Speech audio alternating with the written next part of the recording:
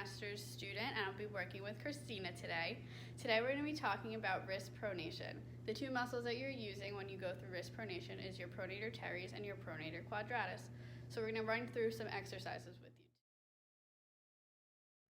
First, we're going to start with an isometric exercise. An isometric exercise is when your muscle is firing and has tension without causing contraction, shortening, or elongating.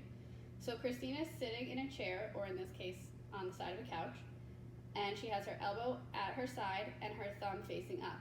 With her hand that isn't injured, she's holding her opposite wrist. And what she's trying to do right now is turn her wrist down so that her palm is facing the ground. You can't see that she's trying to do that because this is an isometric exercise. Next, we're going to do a closed kinetic chain exercise. A closed kinetic chain is when your hand or foot is going to be in a fixed position in space. So in this case, this is going to be Christina's hand. She's standing over the table with her hand pressed into it. A cue that I'm going to give her is to make sure she keeps her hand planted and her shoulder still while she rotates her arm inward. We would do this for 3 sets of 10 reps. So now we're going to do an open kinetic chain exercise. This is when your hand or foot is freely moving. Again, in this case, it is Christina's hand or wrist. This is a very simple exercise she's doing. She's just holding the weight with her thumb facing up, starting in a neutral position, and then rotating so that her palm and the bottom of the weight are perpendicular with the floor.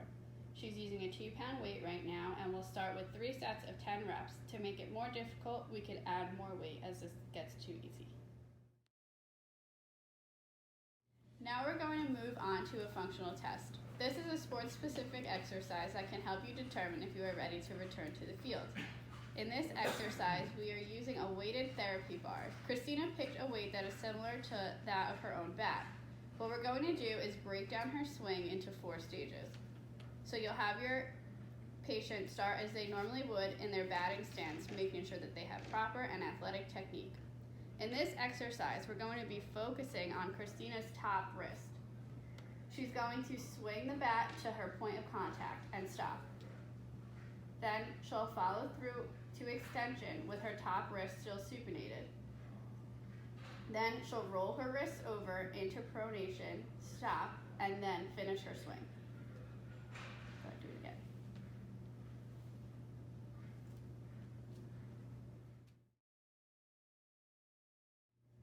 To wrap it up, pronation involves the pronator teres and the pronator quadratus muscle. Important cues to give your patient is to remind them to maintain a nice athletic position and keep the wrist or hand stabilized. Pronation plays a role in many functional movements for your activities of daily living, like opening a doorknob, driving a car, or brushing your hair.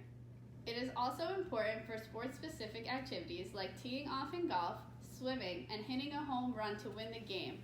Check back in a few weeks as we go over hip proprioception.